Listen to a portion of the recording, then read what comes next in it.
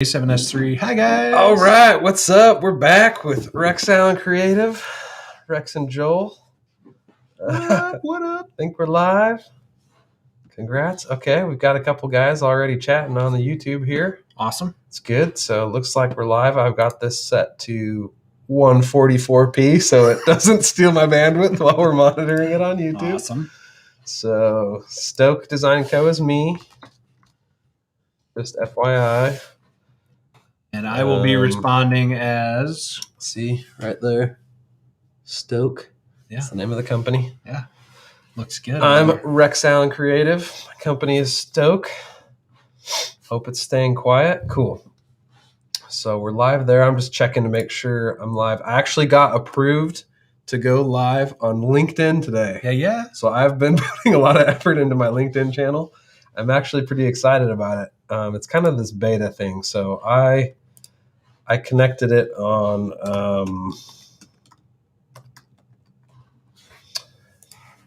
it looks cool.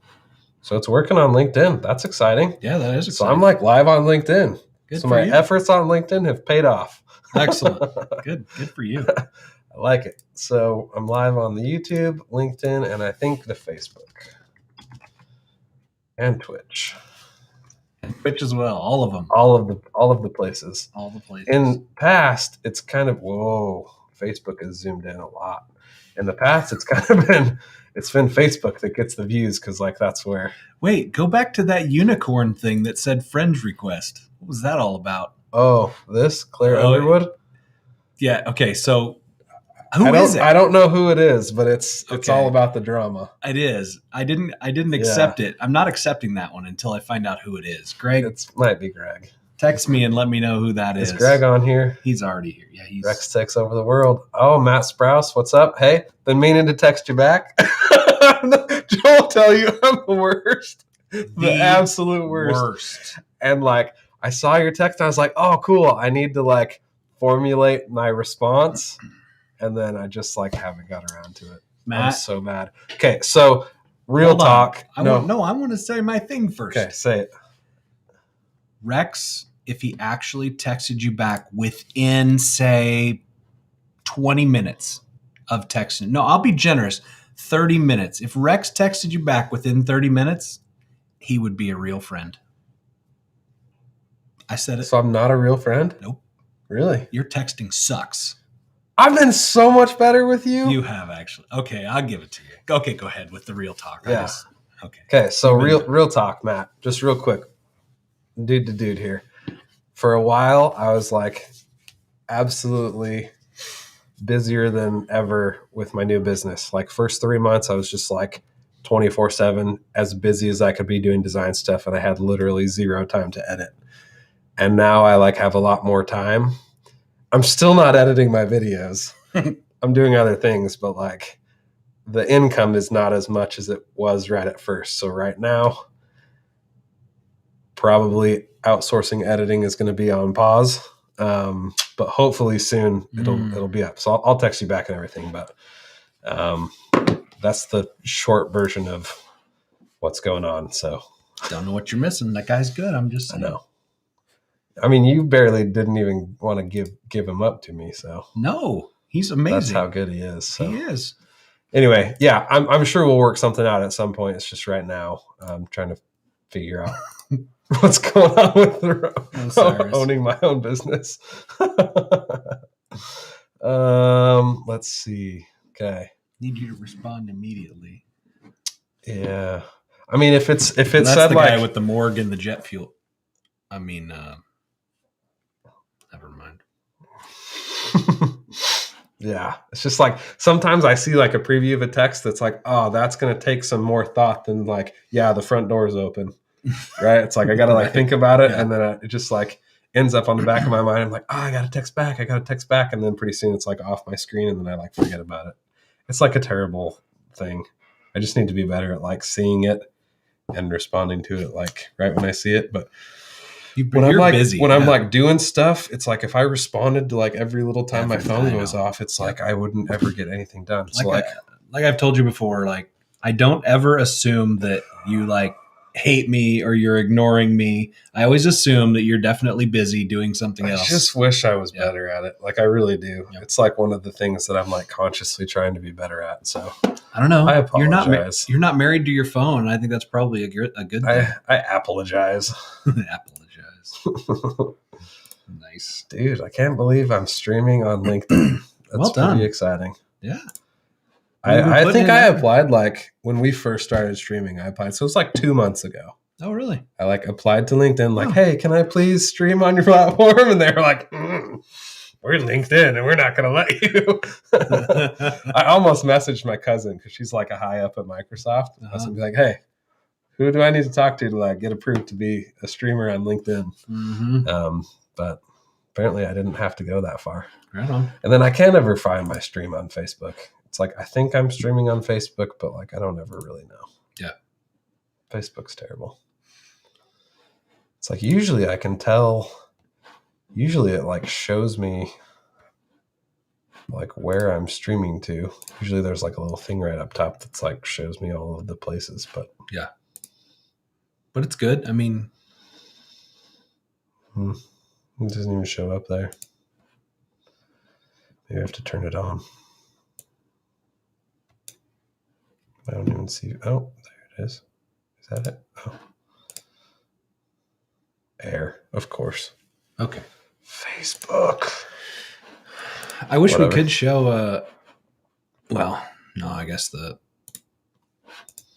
so what we were talking about before you guys came on, before we went live, was the start of the PRN video that's going to go live on Thursday afternoon. I could invite you and you could do it from there. You want to try it? Yeah, sure. Okay. So, yeah, how do you... if I text this... Oh, I can't because I'm not on my computer. I can Facebook message it to you. Okay, I'll pull up Facebook. We're trying to show you guys the first 30 seconds of the next Precision Rifle Network video because it's more creative in nature, and so I've been pushing Joel. I've been making him put more effort in. See, I'm that guy to like all my friends. It's like I'm the guy that like makes that their wives hate because I end up making their husbands spend a bunch of money.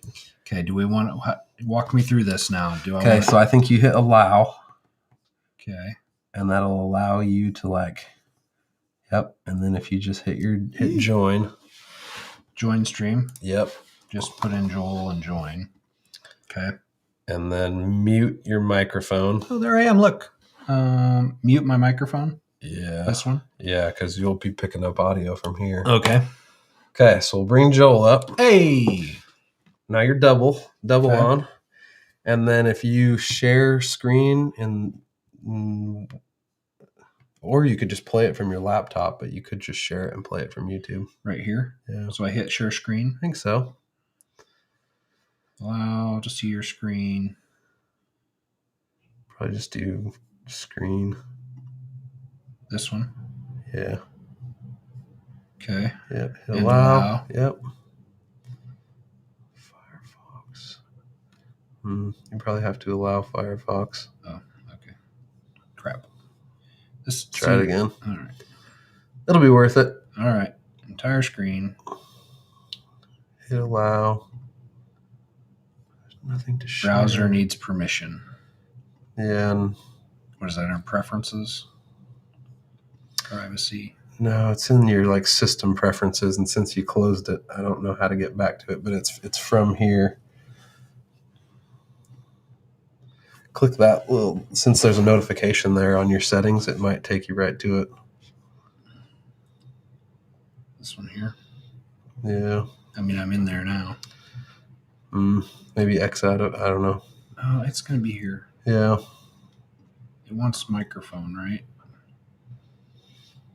No, it's like screen. Can you search for screen? Yeah, there you go. Firefox. There we go. There it is. We got it. We'll be able to record it. Quit. Yeah, just quit it, and you'll have to re-sign in. All right. This will be we'll worth get it, guys. It'll be worth it. Yeah. So we're gonna go. Joel's gonna go ahead and show the video that he did, or the intro to the video. Yeah, the intro. I thought it was pretty rad. And I can, so you'll have to rejoin. And I think if you turn your computer sound up, the sound will get picked up by here. So that'll be good. All right, just want to make sure. So you should just be able to restart Firefox. Okay. And go back to your Facebook message and get back into it. All right, so I'm going to go to Facebook.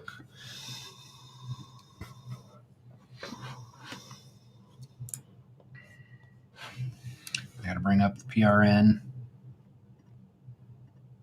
Yep. And Facebook Messenger. And reopen this, right? World premiere, sneak peek. That's true. It is. For the Patreon and live stream supporters only. That's right. Actually, this is pre-Patreon release, huh? No, the Patreon guys saw it for a couple days. Oh, and then it went down. Yeah. All right. So now if you hit share screen. Yep. And entire screen. Yep. And allow. Yep.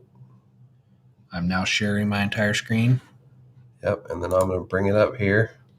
Woo. So we got Inception now. Okay. So now I go here. Yep.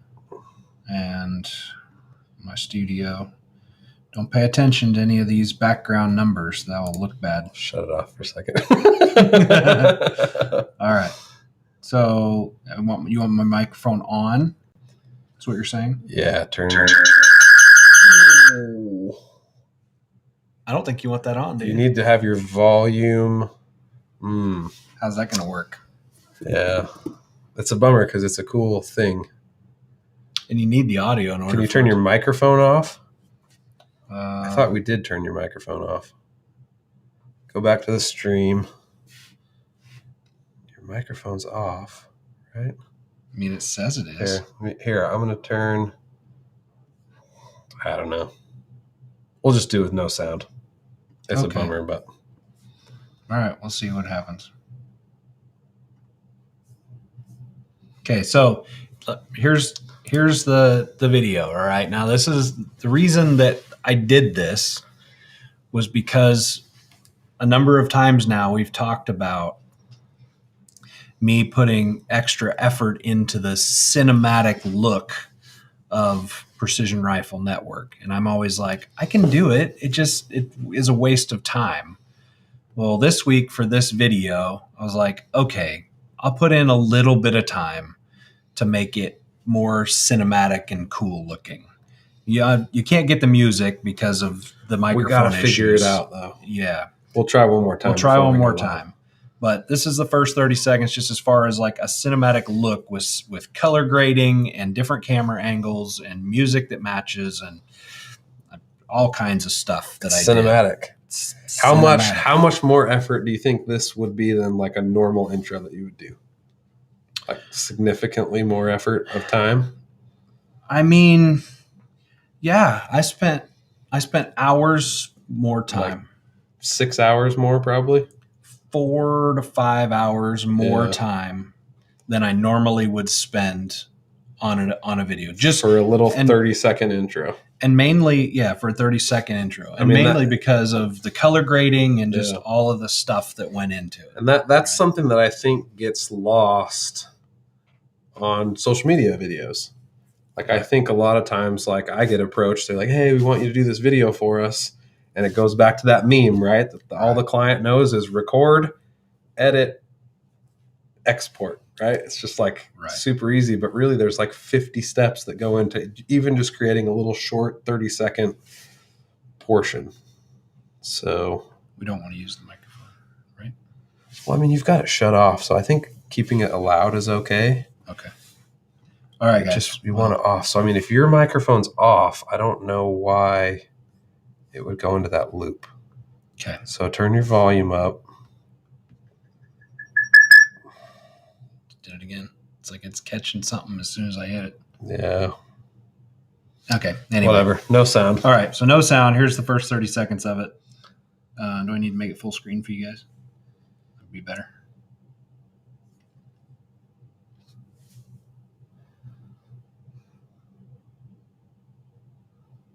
Might be a little laggy too, but is it laggy?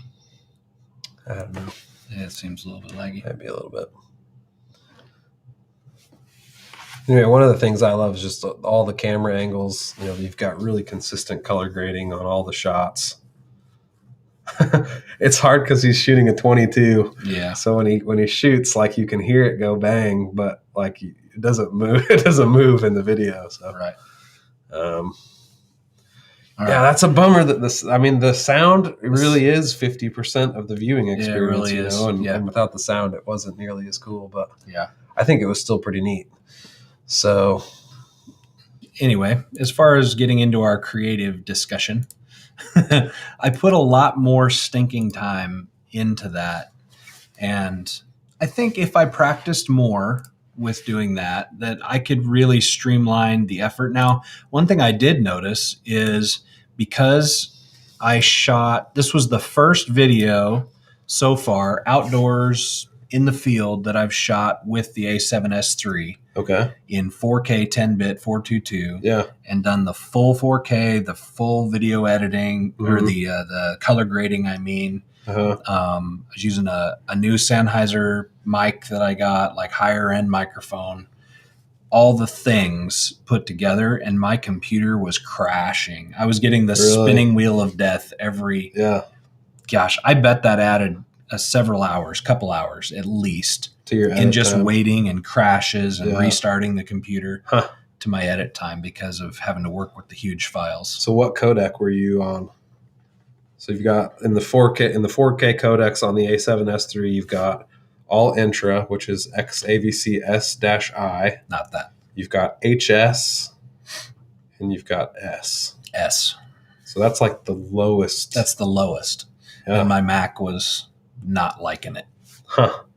Yep. So you might be a Ninja ProRes guy unless you get a new computer. Yeah, maybe. So that's one of the cooler things about the Ninja monitors that we have. Yeah, or just proxies. But surprising that it still hammered it down when you were using the lightest codec. Yeah. But I mean, the cool thing about using Ninja is you could just, directly record you could ProRes RAW if you wanted to, right on the Ninja. Yeah. Now my Mac is 3 years old now. It's not that old though. It's not, but like it's a MacBook, right? No, it's a desktop. It's the desktop one, but it's not the Pro version. It's just the standard iMac or whatever it's called. It's it's a good computer, and on my Panasonic stuff, it edits that just fine. Any normal 4K footage, it runs just fine. But on the A7S III with the 10-bit 422 4K, it definitely hangs up.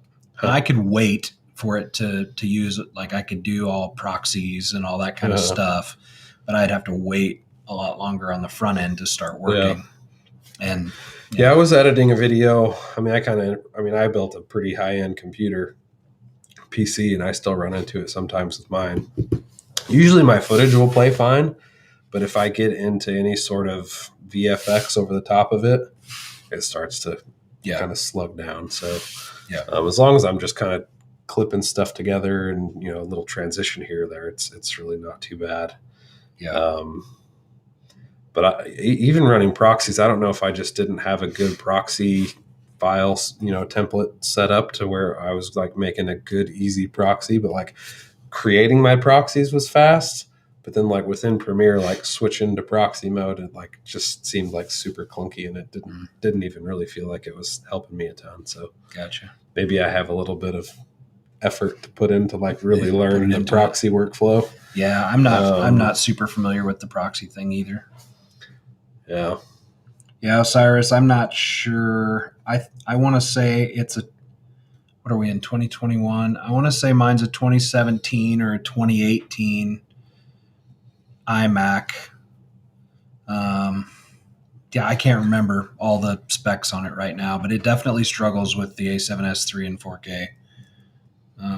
But on the Panasonic, whatever that's doing in 4K, of course, I'm not doing 10-bit 422 on the Panasonic. The camera's capable, but I don't do that. I do the 4K and I just downgrade a little bit. I think I do the 8 meg something 4K on the Panasonic. It has no issues running that whatsoever. But that's annoying. It was super annoying. It's got me wanting to maybe try one of those little M1 Mac Minis and get your same monitor, your nice curvy one. Yep. Because I guess those new M1s at only like $1,400 are just monsters. They do a really good job. Really? Yeah. The minis, huh? Yeah. I don't know.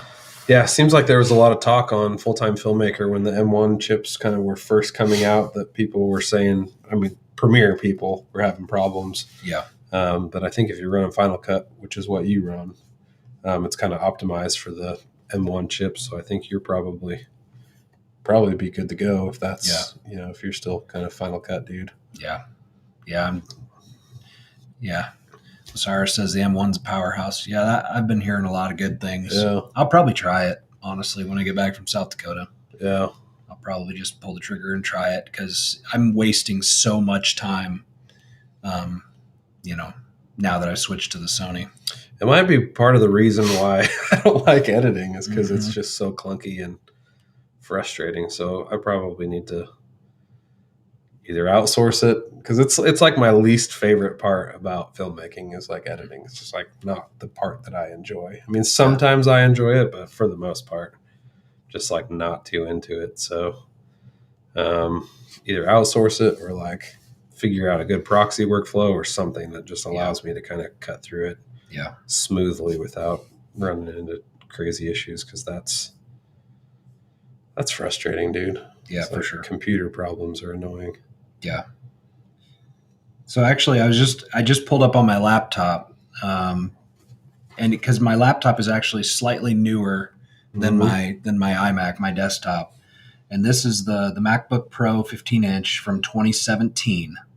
So my iMac is older than that? I think it's a year older than this. Okay. So you're 5 years old. Yeah, and the processor in this is 2.9 gigahertz quad core Intel Core i7, 16 gigs of memory, Radeon Pro 560 graphics card. Cyrus just built a Threadripper. I was so close to going Threadripper on my build. I think I was around $6,000 for my PC. Okay. And I was like this close to going Threadripper. What's a Threadripper? So it's the CPU. Okay.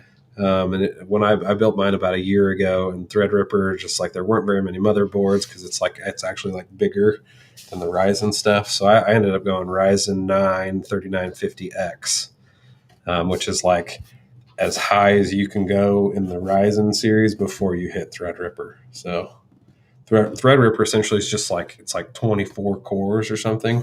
So it's really good at doing multi-threading where you're using all your cores. Okay. But I was kind of stuck in this limbo of like still using SolidWorks and doing a bunch of CAD. So and CAD, SolidWorks is a single core program. So it only runs on one core. When you get 24 cores, you're splitting your processing power by 24. So essentially if you're not doing a multi-core process, it like actually slows you down. So in SolidWorks, Threadripper would like hurt me. So went Ryzen 9, which I mean, it's still a pretty good processor. It's multi-core, it's really fast. But then I think probably what's hurting me the most is my graphics card, because same thing, I got a graphics card. I got a Quadro graphics card, which is like a workstation, reliable, kind of good for CAD, but not good for video editing. Gotcha. I need to get like I don't know. I can't even think of the number right now. Used to be a 2080 Ti when I built mine. It was like the best one. And now I think there's like a 3090 Ti or something like that. Does it make a Threadripper / Mac that runs Final Cut? No. Well, I don't know. I mean, the M1 is its own chip that's like video card and a processor all in one. So yeah. Huh. It just dawned on me that if we killed this microphone and replay that, I bet it would play the audio because it's just taking the audio from my computer and pushing it out to the internet. I think it's this one that's picking up. Yeah, 3080s can't get them. Okay, we're going to try. Joel's going to rejoin. We're going to try that video one more time so we can watch it with the audio. We're trying it again. I got to switch back to Precision Rifle Network. I got to go here. Because when I went back and looked at the video that I played, there was no sound. was weird. Huh. Okay. Let me get this up first. Okay, that's Okay, up. that's up. Joel's going to join again. This is the same stream thing. Yep. Okay. And then you'll just hit share stream. Yeah, freaking COVID really, like, it was like I was building my computer right when COVID was going on, and like all the components were expensive and hard to find. And so did you already mute this? Like people can't hear us? No, I haven't done it yet. Okay. Okay, so I'm going to mute us. Okay, so I need to go share screen. It says you're backstage. Yep. So you share screen. Okay. Entire screen. Wow. Yep. All right. And then I need to unmute my mic, right? Oh, that's... Oh, no. Yep, you're there. Okay, you're going to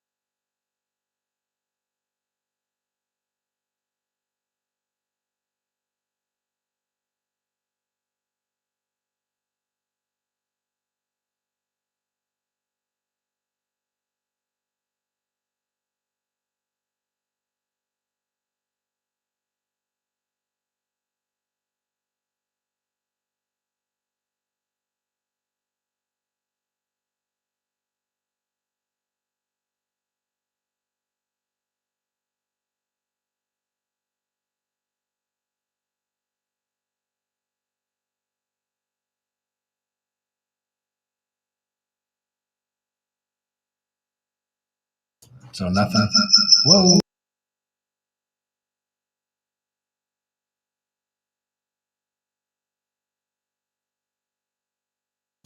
I muted. All right, well, yeah, we tried it. We tried again. Guys. Yeah, we tried. I mean, there's a way. I had it all figured out where I could pump in desktop audio through. Look, I can switch what side we're on. Oh. What? Oh, look at that. That's weird. Magic. I'm trying to see where I had the desktop audio. Oh, look at that. Subscribe. Interesting. There was a way. I mean, if we, I guess we could log in. Nah, it's all right. It's all good. Yeah, we could just log in. We could just log in on here to PRN from your channel. We don't need to do it. Well, I mean, look, I already have it.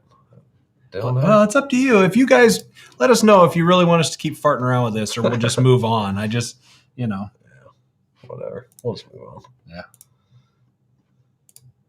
You could just make it unlisted, and we could give everybody a link. Just keep farting around with this, or we'll just move on. We'll just keep farting around a couple old parts. Old farts. Yeah, sorry about that. I don't know. Joel's got some pretty rad gangster rap going on with that video. So when it launches, it's pretty cool. I hope people. I mean, that's the thing. It's like, I put like 5 extra hours into that edit with all that extra work, and the average dude that watches my videos isn't even gonna get it. You're not gonna care. So that's where it's like, is it even worth it? Honestly, like, I think on PRN, it's probably not worth it. Right. But I think on Everyday Ready, where it's like a growing channel, it's appealing to more than just precision rifle people. You're hoping that your thumbnails get shown to a lot of people and they click it. So having really good, engaging 30 seconds of content, Yep. I would imagine is a lot more valuable on Everyday Ready. Yeah, probably right. Which is dumb.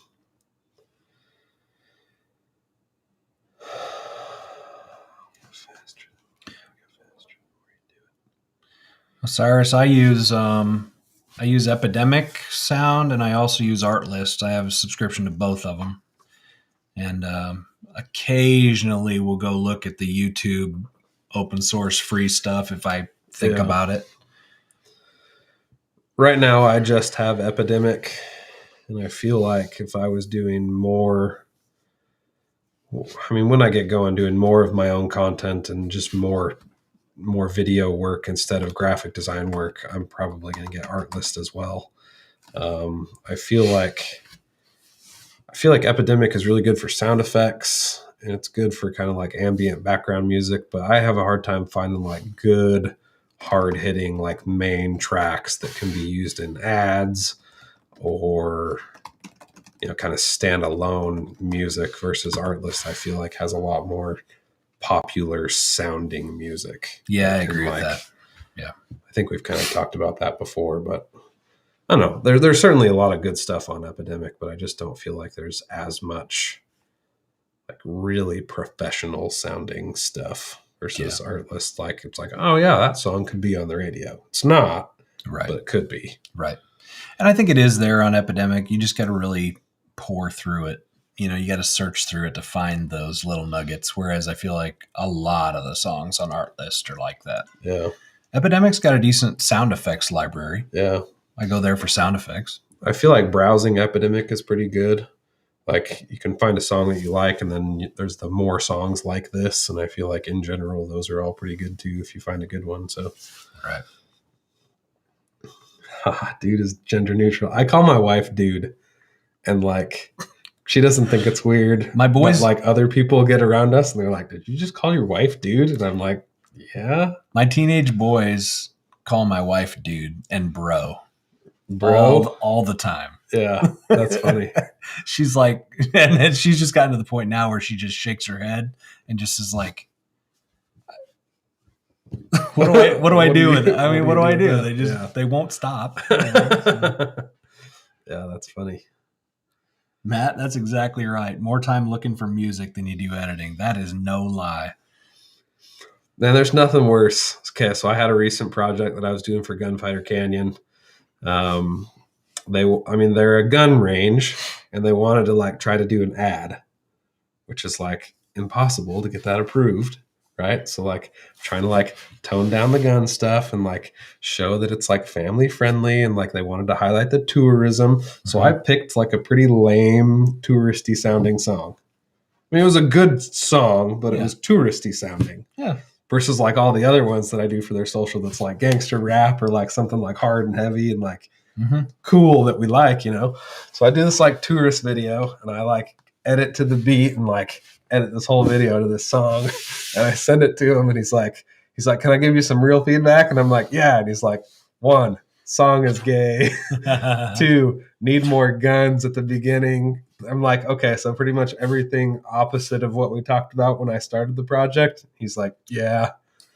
Like, yep, that's the way that works out. So it's just like, okay, you know, I picked a gangster rap song and I re-edited a short version and just threw a bunch of gun clips at the beginning. And he's like, yeah, that's awesome. I was like, okay. Whatever. Can't win them all. So one thing that I learned from James Reeves when I worked at the Firearm Blog doing videos, the first thing he said to me was, we're a gun channel. If there is not a clip of you shooting a gun within the first 10 to 15 seconds, and then again before the 60-second mark, you're doing it all wrong. Like, it's a gun channel. People want to see shooting. Yeah. They care less about what you have to say than they just want to see the gun shooting and see the tiny groups and see the stuff. Yeah. I need to remember that more often. So like people are following me on Instagram for the top-down picture of a gun on the concrete floor. Right. That's it. Yeah. So stop trying to do anything but that. Yep. Yeah.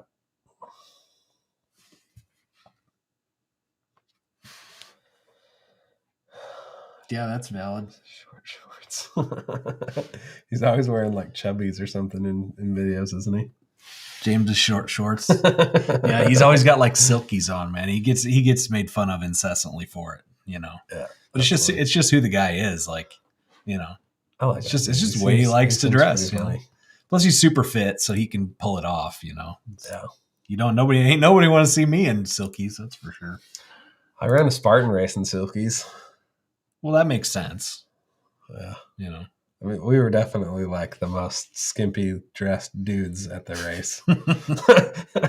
There's like 2 guys that were Marines and then me. Yeah. Just like running around in silkies. Like all the girls are like, "Can we have pictures with you?" It was back when I was a little bit in better physique than I am now. But yeah, it was pretty fun. I missed those, man. I've done, I think, 3 of those. They're pretty fun. Hopefully CrossFit gets me back into Spartan race shape. There you go. I've never tried it. I've never tried one of those. Yeah, they're fun. Just have to be good at doing burpees. Oh. If you like fail obstacles, you have to do burpees. There's only one that I failed. I remember it was like you have to like throw a spear. Like you can't practice this, but like you throw a spear into a hay bale. It's like 20 yards away. Okay. Right. First time I did a Spartan race, stuck it. I was like, yes. Second time, nope, had to do burpees. How many burpees? It's like 20 or something. I mean, okay. When you're like 6 miles in, you're like tired. Yeah. And you're trying to go fast. Yeah. And you've been doing a whole bunch of other stuff before, so. Yeah. What else you got this week? Okay. This week's kind of off because I was out of town the whole week. Did you get your A7S III back? I did. Filming on it right now. Nice. Yep. Okay, so let's look at this. Okay.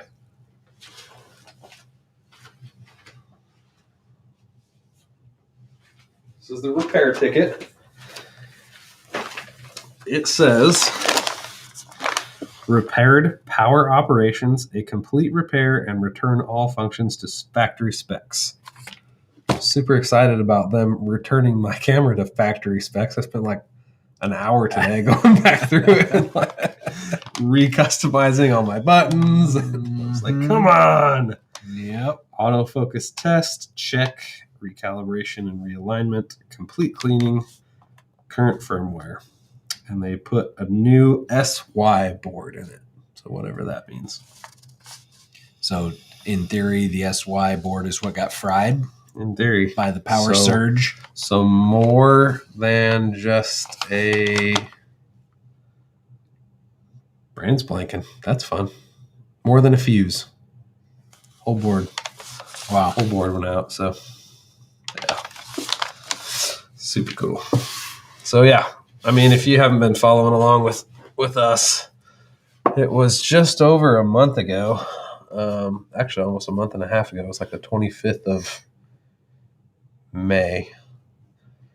I was dealing with making a new rig and power supplies and running power from an Anton Bauer battery and D-taps and dummy batteries and Condor Blue and blah, blah, blah. And had messed with it for a day and it was fine. And then you weren't here when it happened, right? Mm-hmm. I was just messing with it the next day. And like the screen kind of like flickered and like turned purple and then shut off and the whole camera shut off. I couldn't get it to come back on. I was like, great, what did I do? I put a normal battery back in it, let it sit off for a while. And then I put a battery back in it, turned it on and it came back on. I was like, oh, cool. Fluke maybe.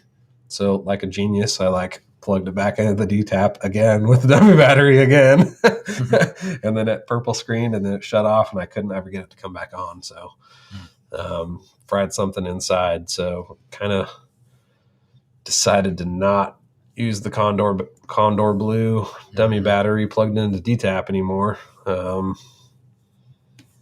Super lame. So will you try a different type of dummy battery or just gonna stay away from the dummy batteries? I'm just gonna not use dummy batteries. Yeah. So essentially Sony includes, what Sony, the authorized Sony way of doing it is they include a USB normal to USB-C. What's normal? A? USB-A? Yeah, sure. just the normal rectangle with the bottom half blocked off. Yeah. To the C, which is just like the little oval one, and the oval's on the camera. And what they tell you to do is use a normal battery, plug that USB into power, and essentially you're like helping the battery drain slower. So I mean, I still get lots of hours out of my battery, but it's just like not as nice because I'm not truly powering my camera from my Anton Bauer battery, which is like kind of the whole purpose of doing a rig. So, or some of the purpose of doing a rig. So I got it all rigged back up, put it back in my Tilta cage, and I have my not matte box on there because I haven't done the video of unboxing my new matte box yet. Got the Ninja back on, not using it because Joel and I have, mostly me, but I have a tendency of watching the Ninja instead of the camera. But yeah, got it all rigged back up and we're running with it. USB-A. But in the meantime, while I was impatiently waiting, got this guy. Cover our faces. Cover the faces. Yeah, it did. The Holy Grail. So, yeah, we're excited. I'm excited. It's like, I think this will probably end up being my A cam. And then the S3 will be a B cam or another A cam. I don't know. Yeah. It'll be nice having two instead of using a video camera and then a stills camera / video camera as my backup. I'll be able to just use two dedicated video cameras. So, yeah. And that's super helpful. So, I mean, I did a similar thing recently. Like my main A cam is the A7S III, obviously. And I got the A7C recently as well because I can set it up. Jared thinks us having to cover our faces is funny. Yeah. If we weren't there before, Jared, it's because of the just amazing like eye and face detection on the Sonys. If we don't cover our faces, it won't focus on us. Let's just do it without it. So if I put that in the middle, like it just won't do it. It knows we have faces. And it's only like 1.5 feet from the lens right now. And then if we cover our eyes. That's so funny. And then when we uncover it goes right back away. Yeah. That's pretty funny. Mm-hmm. I think I'll have to do a video, like an actual video on my YouTube channel about that. Because it's like, I feel like so many people in like their YouTube tutorials are holding stuff up to the camera and it like never focuses on the thing. Yeah. And then they're like, oh, and then they just go back to talking about it. It's like, if you just go like that. Yeah. So actually I got two things. So number one, to finish my first thought, my A7S III is the A cam, the A7C is the B cam because I can put all the internal settings the same as the A7S III, even though it's not quite as good a quality of camera and some other features and things like that. But that Precision Rifle Network video that you saw, all of the close-up shots, I put the 70 to 200 G Master on the A7C and just zoomed way in. You know, it was just no audio on that at all. It's just using the Sennheiser mic mounted on the A7S III, which was only ever about 6 feet from me for all of those mid-range shots. So what kind of mic is that then?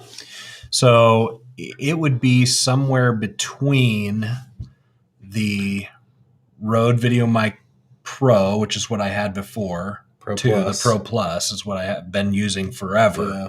It'd be somewhere between that and your NTG, kind of in between. Okay. You know, so if the Rode is like a $300 shotgun mic, it's a shotgun mic. Yeah. It just sounds, it's just a more directed shotgun, kind of like this guy is, but not quite as, I feel like not quite as nice as this. Point it down a little too much. Uh-oh. Oh, see? Camera died. We'll be back. Because I can't power it from the flipping. But they've still got audio, right? They can still hear us? Okay. We'll be right back. Camera died because of the issue. Dead? I have 93% on my battery. Oh, it's because it's not plugged into my battery. There you go. Plug it. You need to plug the thing into the thing. Amateur hour up in here. Rex. You want to grab me a battery out of the... Gotta grab a battery. Drawer? Yeah.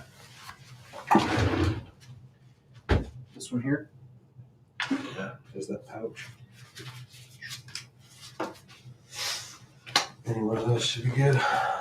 There you go. Thank you. Yep. We're coming, guys. We're coming.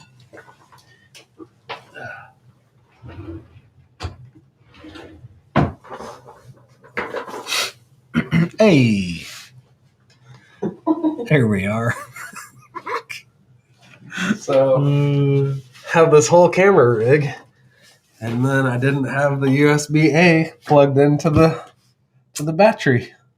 So that was how long.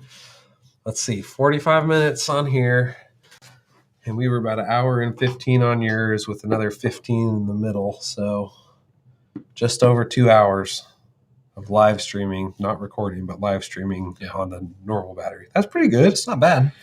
It's not horrible. So I got it plugged in now. Yeah. Okay, do you guys ever run separate audio channels with a lap mic?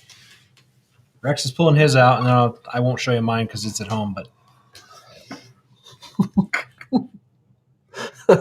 So I've got a Zoom F6 field recorder. It's got oh my gosh.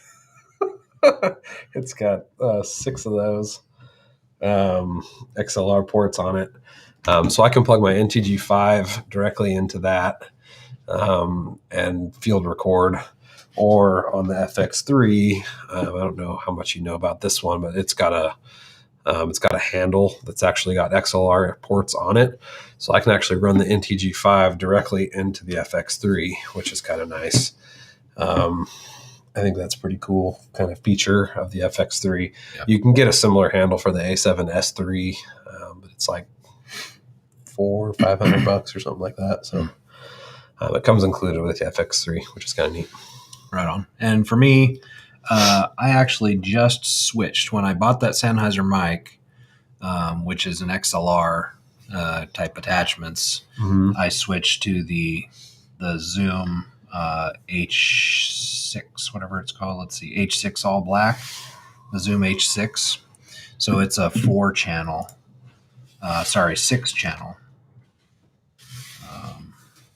XLR. They call it 6, but it only has 4 ports. It only has 4 ports. And I think the other 2 come from, like, there's an extra thing that you can buy that plugs into the top that has 2 more ports on it. Yep. Because that's the one that I had before I learned about the F6. Yeah. And you can plug in like your standard 3.5 millimeter jack into the side of it.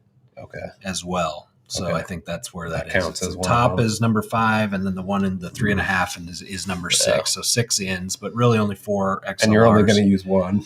Yeah, only going to use one. But what I really like about it, and I think I'll continue to use it because, like a video I just did for Everyday Ready today, I did that. It was a teleprompter video with B-roll over the top just because I was in a hurry. I'm going on vacation, and I didn't want to do like a full-blown whatever. But I used this for the first time on that video and then just synced the audio in post, and it was seamless, and it sounded really good. Another 5 minutes worth of work or more than that? Not even. All I have to do in Final Cut is select both clips and then just hit synchronize clips, and it just creates a new synchronized clip, and it lines them up perfectly. I'm sure Premiere has something like that. I'm sure it does, yeah. I always like zoom way in and like move them to like... Oh, yeah, I do too, yeah. I'm sure Premiere has the same thing though. Yep. Yeah, so all the technology...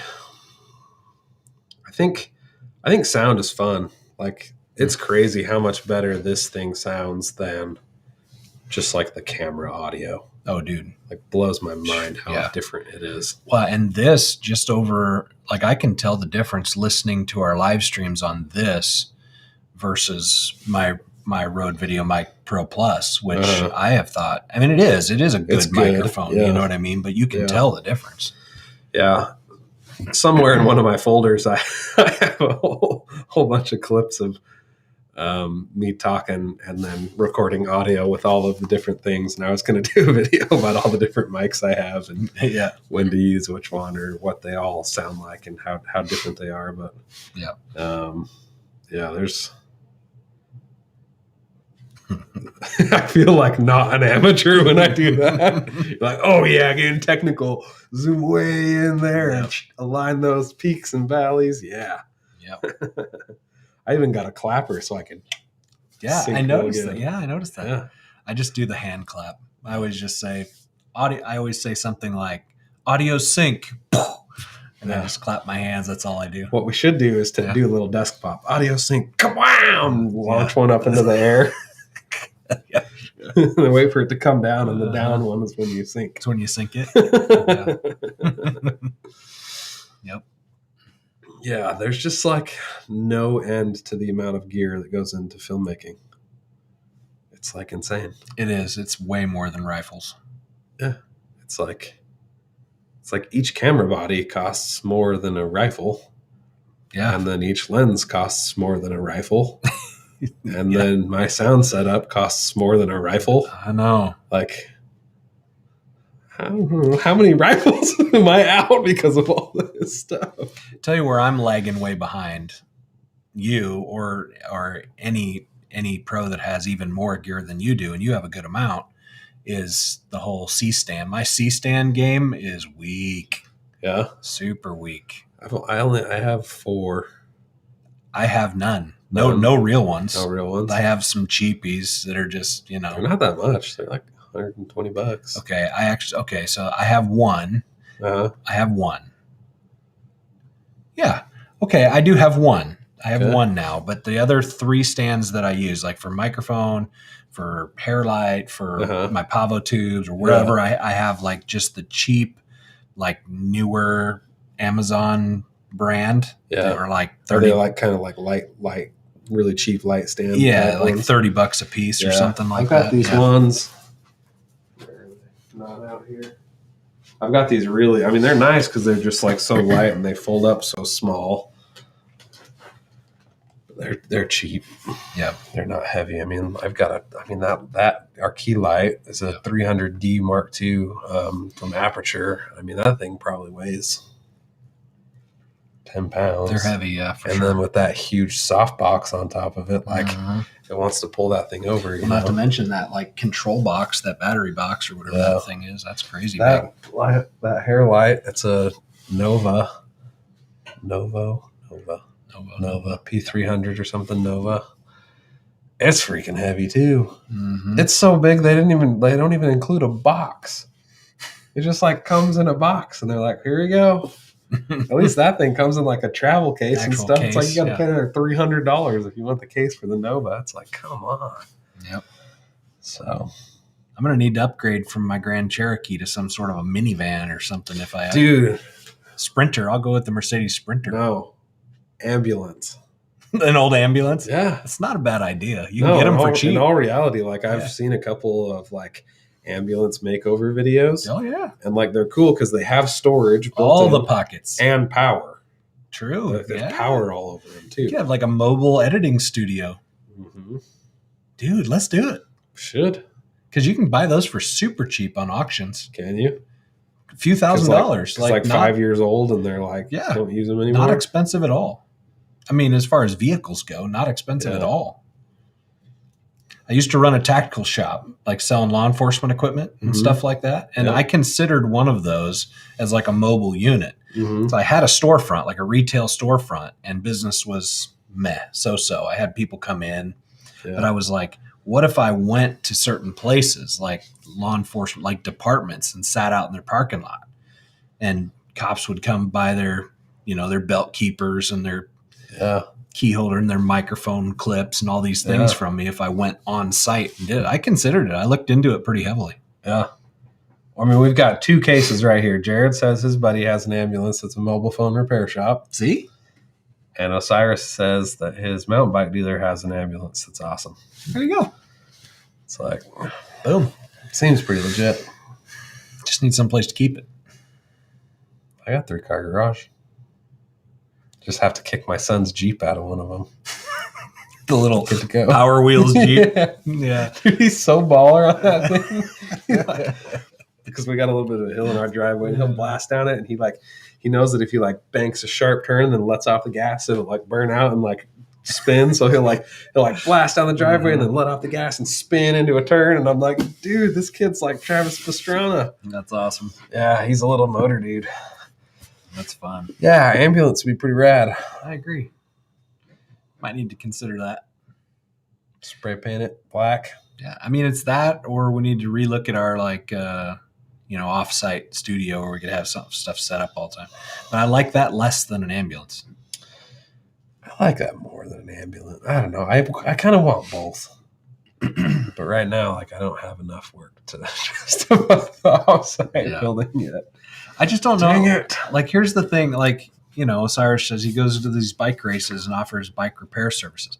That makes a lot of sense. I'm not sure how it makes sense for a photographer or videographer. You know what I mean? Like, in that sense. I mean, say you're doing a lot of corporate work, right? And it's just like your stuff is always in the van. So, like, if you're doing, like, for us, like, I do a ton of, we obviously do a lot here because every single week we're doing a live stream with the whole kit and caboodle in my office. Right. But then I do product stuff that's here as well, So it's like, it makes sense for me to have my stuff here. But if all I did was corporate on location stuff, it makes the most sense to have all your stuff permanently in Pelican cases that are just stored in your van. Yeah. Or at least like Peter McKinnon's setup where he's got like that. Have you seen his office setup? Mm-hmm. He's got like this cage that's in the garage. So he can like back the van into the cage and then just like from the cage into his van and then go. Yeah, I saw that. Versus like me, like if I'm going to try to, go do a thing with Russell Built or whatever, it's like I got to haul all this crap up a flight of stairs out into my janky Forerunner, no box for my best light. It's so funny that like that light is like twice as much as this light, and we use it for like a freaking hair light. Yeah, I know. All the colors though. Dude, you could set up a backdrop, like a permanent backdrop, like on a roller or something inside that in the van ambulance with lights already pre-installed, and do like corporate headshots in there. Just have everybody step into the van. Mobile headshots. Mobile headshots. That could go both ways too. Mobile headshots, and then we've got our rifles in there too. My goodness. Mobile headshots. Yep. See, look at that. See, I can make a little red. Actually, we should probably have some color in that sucker one of these times. It's red right now. Yeah. I dig it. Getting some shine off of that guy. That monitor from my angle. Oh, it doesn't show up on your. Lean over here. Oh, see what I'm talking about. See it, but it doesn't really matter. It's only for you to be able to see it. I like it. I dig the color. It's like so bright though. Ooh. Sheesh. Ooh, a little bit of gold. Mm-hmm. I just like that you can do it on your phone. It's so nice. Yeah. So cover your face. So it's got this phone app that I can like pick the colors. Ooh, nice little cold blues. I'll just duck my head. Oh, look, it worked. Yeah. I don't know. I'm just like so accustomed to just having it like all blacks and whites. It's kind of the style that I've gone with. But it looks good. It's clean. Color looks good. Yeah. I like it a lot. Because I can, check this, dude. We can just, this is creative stuff. Okay, so I can go back into fixtures and go to my overheads, which are in the lamp now. Yeah. And I can make those blue too. Nice. Look at that. Could go red. Yeah, that looks good. Could do a little like orange and teal thing. Look, we'll go those teal. Go back to the P300. Here, light orange. Orange. Nah, like we're in tropics. Look at that. You just need a little like one of those little grass dancer bikini bobblehead things, and we'd be like on our way to Hawaii. That's right. I'll just do it. Yeah. So I mean, as far as like consistency goes, certainly for the live streams, it's kind of like whatever, right? But like as far as like my branding, at least currently with my Stoked stuff and kind of Rex Allen, it's like all just like black and white, colorless, lifeless. I've been thinking about just like going crazy and just like adding a whole bunch of colors into Stoked and like kind of not redoing it, but just kind of like add a bunch of colors. Rainbow colors? No. That month's over. Just checking. And I didn't do any of it. I didn't either. But just like some fun colors with that brand rather than just like the default Rex Allen Creative black, white, and gold. So I don't know. Orange and teal is cool. It's like cinematic. Cinema line. So tell me why this is the new hotness over the A7S III. Like, what does it really get you? I don't know that it is the new hotness. I mean, it just has the handle. I mean, basically the handle's like the biggest thing. So here, let me see if I can find my graphic. Because it's like a chunky beast compared. It's got a fan on it. Really? Can you hear it? A little bit. Huh. So like this whole section back here. Yeah. Like if you look at it right here, like you can see. Oh yeah, the fan. you can see it.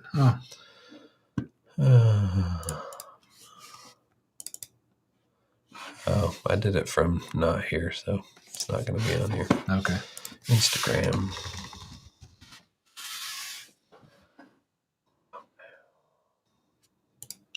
Dude, these are nice plates. They're really nice stuffed plates. I haven't seen those. Yeah, that thing's old. How expensive are those? I don't know. They're all, everything they make's like $50. Oof. Stinking really right stuff, man. I can get Arca plates on Amazon for like $6. I just have a hard time spending that kind of money. How do I make that bigger? I saw this, I guess. This is what you were...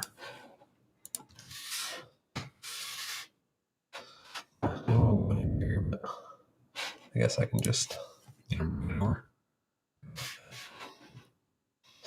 Small monitor. Make Joel go bye-bye again. I'm good with that.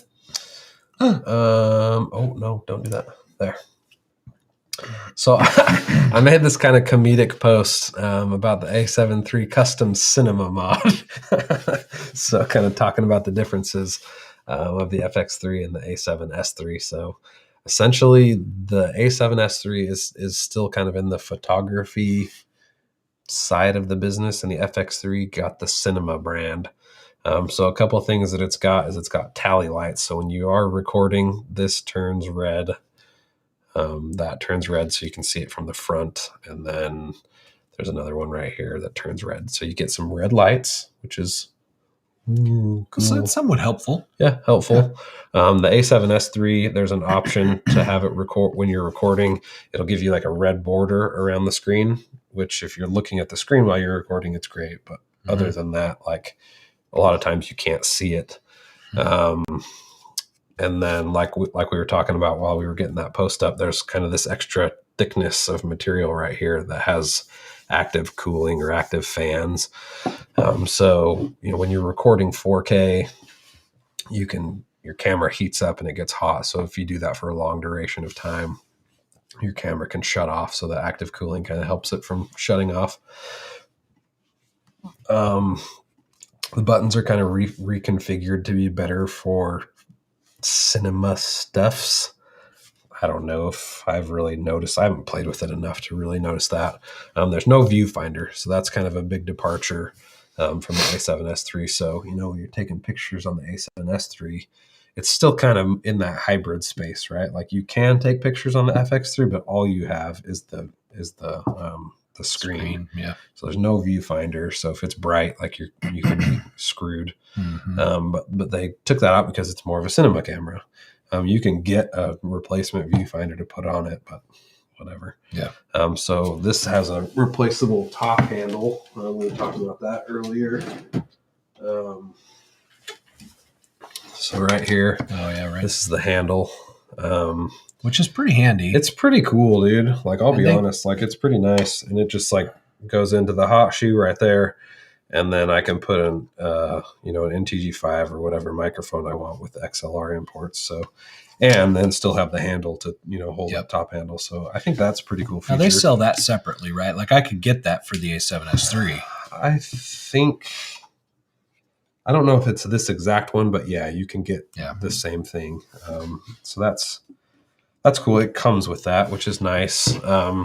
They call this a cageless design because they put like 1/4-20 everywhere except where you need it. Yeah, I noticed that. Yeah. Most cinema cameras have 2 1/4-20s on the bottom so that when you put your plate on, You can secure it in 2 locations so that it won't rotate, and Sony decided to only put one on the bottom. So that's kind of one of the biggest gripes that can't really get fixed because it's like a hardware thing. And then one of the other things that they kind of missed out on was doing a 180-degree shutter rule, where you can just set a setting to where your shutter always stays 180 degrees from your frame rate. That'd be nice. So if you're shooting at 24, instead of having to go change your shutter speed to 50, or technically you want it at 48, but instead of going and changing it to 50, it follows your frame rate, which would be nice. So everybody's kind of thinking that that's going to come in a patch. But so far we don't have that. So yeah, I don't know. It seems like the true like cinematographer type people kind of have mixed thoughts about it because it's not really truly a cinema camera. You know, it's got the same sensor as the S3, but whatever. I mean, the FX6, which is like truly a cinema camera, has the same sensor as well. So, I mean, that's not the end of the world. The Blackmagic Pocket Cinema Camera 6K Pro, longest name ever. It's a lot bigger, weighs twice as much, manual focus only. It's got internal NDs, which is nice. Something that would be pretty cool to have on this. But in order to have that, it takes up a lot more space mechanically. So I don't know.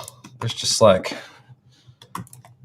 I don't know. To me, it's just like kind of a more cinema focused A7 S3. Yeah. Okay. It doesn't really do a ton more other than coming with the handle, and I can dig it. How much is that body? It's like $200 more than an S3, I think. Okay. So in that 37, 3800 range, something like that. Okay. I don't know. So I don't know. I think it's good. I mean, I'll use the heck out of it. So for me, it's good.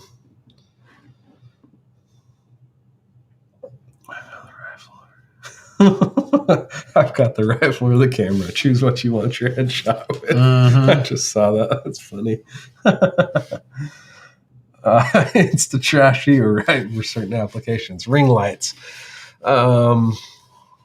I don't know. I don't have a ring light. Don't use a ring light.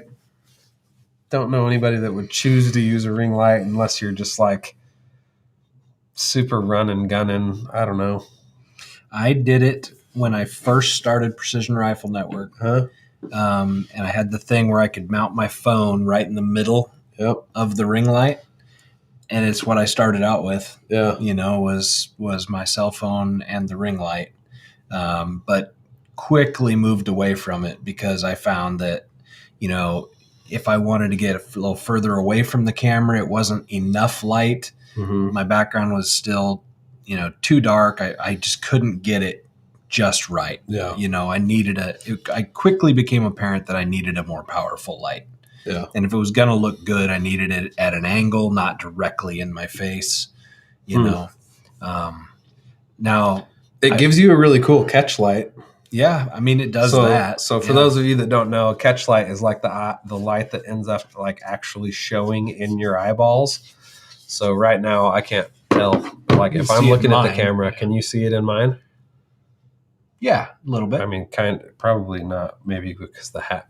Yeah, you can see it in yours too. So that little speck of light is called a catch light, and it's desirable because it draws the viewer like into your piercing eyeballs. I'm desirable. So if you're using a ring light, generally you're pretty close to the camera. So oftentimes your catch light will have these two big round circles in your eyes, which kind of looks cool, but probably not cinematically desirable. Yeah. That's got me checking out. Now it's got me looking at the screen like. Yeah, certainly like catch light shows up a lot more when we look this way because the key light's right there. But a lot of times what I do is when I'm checking stuff, like I'll actually like look at the camera and then I'll do a little screen grab. And then pull up your picture. I can see my corner, which is down there. I'll pull up that corner and be like, yeah, I can't really see mine very good. I mean, it's faint. Yeah, a little bit. But yeah. Yeah. Okay. Cool. I dig it.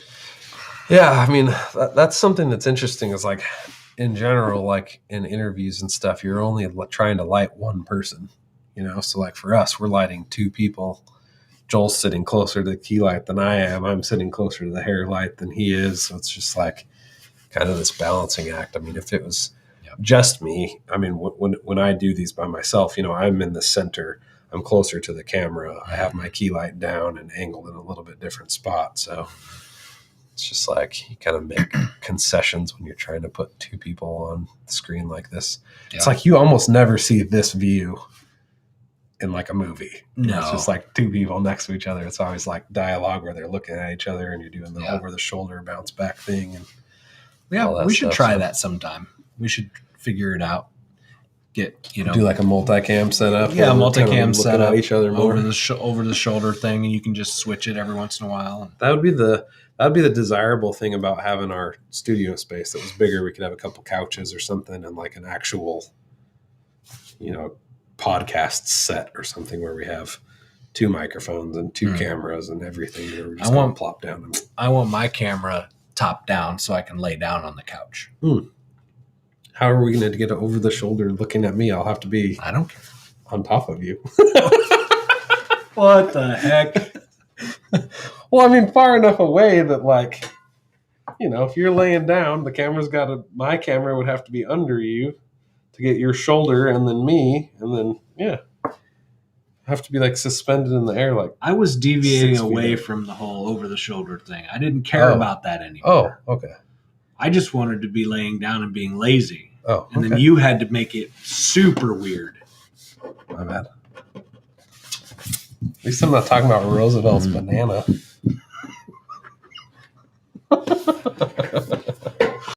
That was pretty funny, dude. Dude so wins for that. Dude that was Osiris, right? Yeah, he nailed it.